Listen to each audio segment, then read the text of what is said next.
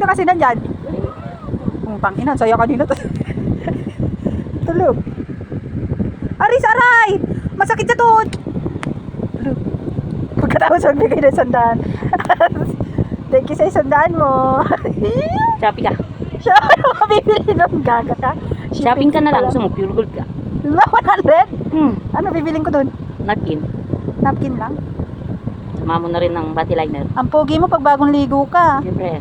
Pero pag hindi, amoy Siyempre, puwi, nag-work. maasim, lahat na ng amoy nasa iyo. Mainit dun eh. Tapos pag tulog parang nilalason.